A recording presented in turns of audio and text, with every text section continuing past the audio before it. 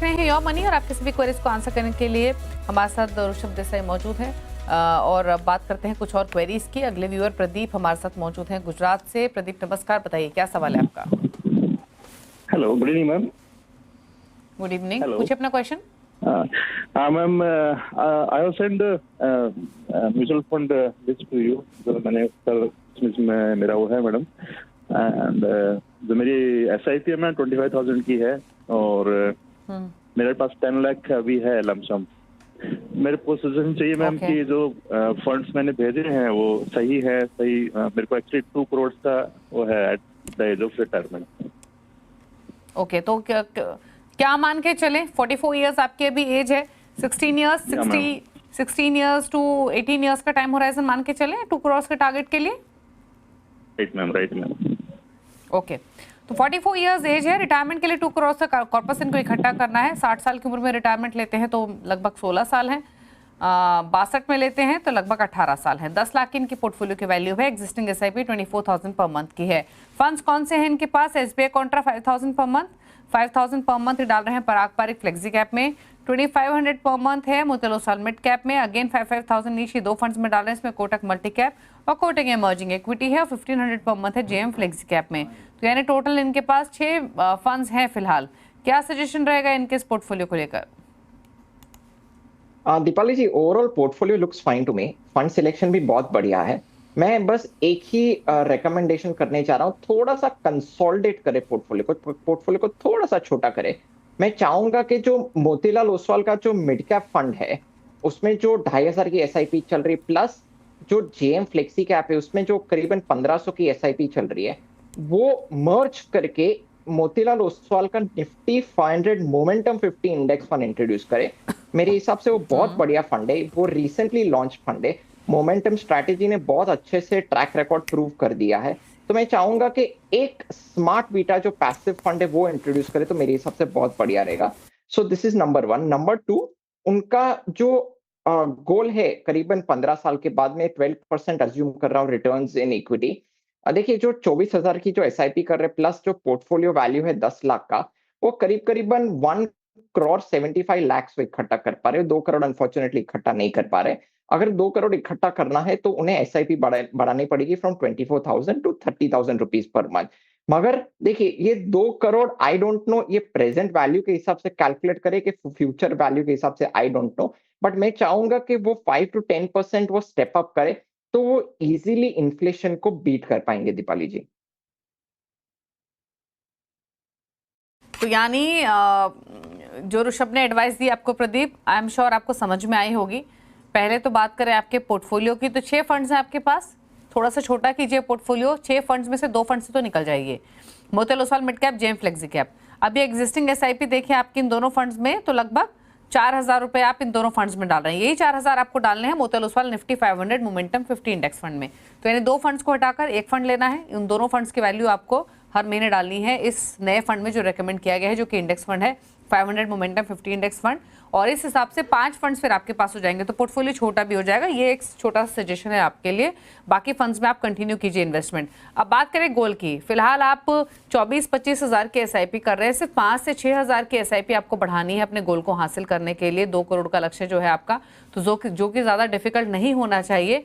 और अगर आप इमीडिएटली नहीं बढ़ा सकते तो धीरे धीरे बढ़ा लीजिए, लेकिन आप अपने गोल को हासिल कर सकते हैं थोड़ा सा एलोकेशन इंक्रीज करके। अगर नहीं करते हैं तो फिर एग्जिस्टिंग पोर्टफोलियो से आप 2.25 करोड़ के आसपास की राशि इकट्ठा कर लेंगे, तो यानी गोल के नज़दीक तब भी आप रहेंगे।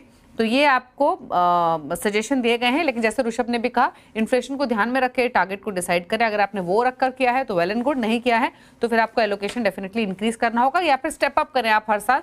ये पॉलिसी, ये स्ट्रैटेजी आपको अपनानी होगी। बात करते हैं अगले व्यूअर से। हिमांशु गौर हैं हमारे साथ सवाल पूछने के लिए। हिमांशु नमस्कार, बताइए क्या क्वेश्चन है? नमस्कार मैम। मेरा सवाल ये है कि मैम मेरी कुछ SIP जो कंटिन्यू है अभी, और उनको उनका मुझे रिव्यू कराना है कि वो ठीक है, और जो कुछ SIPs हैं जो कि मैं बंद कर चुका हूँ, तो वो फंड उनमें एक अमाउंट हो गया है लमसम, तो वो मुझे स्विच करना है। मैं किस में स्विच कर सकता हूँ, मुझे ये असल में जानना है। तो हिमांशु जी डिटेल तो बताइए पहले। जो आपका एग्जिस्टिंग पोर्टफोलियो मेरे पास है उसमें आपके पास PPFAS, एक तो HDFC सेंसेक्स इंडेक्स फंड है 3,300 रुपये महीना, 2,500 रुपये महीना जी, डाल रहे जी। हैं एसबीआई स्मॉल कैप में, कोटक फ्लेक्सी कैप जी। में 3,000 आप डाल रहे हैं, और ये पीपीएफएस का कौन सा फंड है आपके पास? मैं पीपीएफएस का फ्लेक्सी कैप है। फ्लेक्सी कैप है, तो पराग पारिक फ्लेक्सी कैप इनके पास 3,000 पर मंथ है, तो ये तो इनका एग्जिस्टिंग पोर्टफोलियो है। अब जो पोर्टफोलियो आप डिसकंटिन्यू कर चुके हैं उसमें कितनी राशि ऑलरेडी हो चुकी है?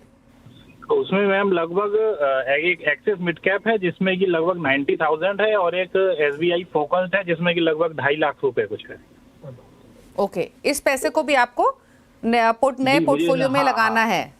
ओके, हाँ, तो किस तो फंड वहां में पर मतलब जाना 3.5 लाख के करना आसपास सही की आपके रहेगा? पास राशि है। ओके, ठीक जी। है, पूछ लेते हैं। और बाकी जो ये 12.5 लाख आपके पोर्टफोलियो की वैल्यू है, ये आपकी जो एक्टिव एसआईपी से 4 जिनका भी हमने नाम लिया, ये इन्हीं की वैल्यू है? नहीं मैम, सबकी मिला करके है टोटल। सबके मिला करके, ओके, ठीक है। जी। तो ऋषभ, जैसे इन्होंने बताया, एक्टिव 4 फंड्स इनके पास, Parag Parikh flexi cap, Kotak flexi cap, SBI small cap, HDFC Sensex, यहाँ पर 2,500 से 3,300 की एसआईपी इनकी चल रही है पर मंथ। 2 इनके पास ऑलरेडी फंड्स हैं, एक जहां पर 3.5 लाख के आसपास की वैल्यू है, उसको भी इन्वेस्ट करना चाहते हैं फर्दर निकालकर। टोटल वैल्यू 12.5 लाख के आसपास के 2 करोड़ का टारगेट है। बताइए suggestion. Deepali ji, overall fund selection तो मुझे ठीक लग रहा है, मगर जो पोर्टफोलियो में जो एलोकेशन हर एक फंड में जो करके रखा है वो काफी डिसबैलेंस्ड है, वेल बैलेंस नहीं है। तो मैं चाहूंगा कि उनके एग्जिस्टिंग पोर्टफोलियो में ही थोड़ा सा मैं एलोकेशन वाइज बदलाव करने जा रहा हूँ, और मैं सिर्फ एक नया फंड इंट्रोड्यूस करने जा रहा हूँ।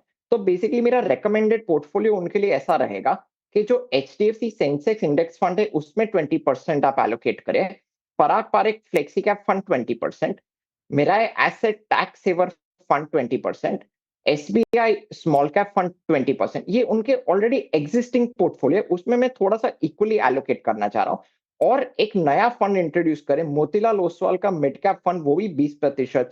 सो ये टोटल जो 5 फंड है उसमें आप इक्वली एलोकेट करेंगे तो मेरे हिसाब से अच्छा सा डाइवर्सिफिकेशन बन रहा है, वेल बैलेंस आपका पोर्टफोलियो बन रहा है। क्योंकि क्या होता है ना कि जब भी आपका पोर्टफोलियो बैलेंस नहीं होता है, तभी कोई फंड, मान लीजिए आपने अच्छा फंड में लो एलोकेशन किया और वो फंड अच्छा रिटर्न्स भी देगा, तो भी आपके पोर्टफोलियो में उतना रिटर्न्स नजर नहीं आएगा। So it is very important to allocate also in the right way. अभी देखिए मैं उनके गोल पे आ जाता हूँ। देखिए मैं 12% सीएजीआर रिटर्न्स अज्यूम कर रहा हूं मैं in equity for the next 20 years. समय भी बहुत बढ़िया है। देखिए 2 करोड़ अगर उन्हें अचीव करना है तो 20,000 की एसआईपी करनी पड़ेगी, दिस इज नंबर 1। मगर उनका जो ऑलरेडी 12,50,000 का लमसम है उसको मैं ऐड कर दूं तो वो एग्जिस्टिंग एसआईपी वैल्यू में ही वो गोल अचीव कर पा रहे हैं। मगर मैं चाहूंगा कि इन्फ्लेशन को ध्यान में रखते हुए आप 5 to 10% की एनुअल एसआईपी टॉपअप जरूर करें। यहाँ पर दीजिए। पहला तो ये कि जैसे आपने बताया 4-5 फंड्स इनको बताए। एक तो जिस टैक्स सेवर फंड की आप बात कर रहे हैं, मेरे टैक्स सेवर, वहां पर इनका एसआईपी एलोकेशन नहीं है, लमसम 80,000 इन्होंने डिप्लॉय किया हुआ है। First point. सेकंड पॉइंट, इनकी जो आपने पोर्टफोलियो इनको सजेस्ट किया है, जो नया पोर्टफोलियो इनका एलोकेटेड रहेगा, उसको लेकर क्लैरिटी है। तो क्या ये मेरे ऐसे टैक्स सेवर में एसआईपी शुरू कर दे? दूसरा ये कि जो ये पैसे, जो लमसम पैसा इनके पास है 3.5 लाख रुपया, इसको भी इन्हीं फंड्स में डाल दें जो 4 आपने सजेस्ट किए हैं? दीपाली जी, पहले तो जो लमसम और जो एसआईपी, ये दोनों के लिए बहुत बढ़िया पोर्टफोलियो रहेगा। तो जो एडिशनल लमसम के जो भी एग्जिस्टिंग लमसम है वो इसमें डेफिनेटली आप डिप्लॉय कर सकते हो। This is number 1। नंबर 2 कि जो मेरा एसेट टैक्स सेवर फंड है वो it basically works like a flexi cap fund. हाँ, मैं मानता हूं कि टैक्स सेवर फंड में 3 साल का लॉक इन होता है, मगर ये आपको एनकरेज करेगा to stay in the equity market for the long term. आपको प्रॉफिट बुक करने की जो लालसा है वो आपको नजर नहीं आएगी। वो बेसिकली आपका हाथ को पकड़ के रखेगी, प्रॉफिट बुक करने से आपको रोकेगी।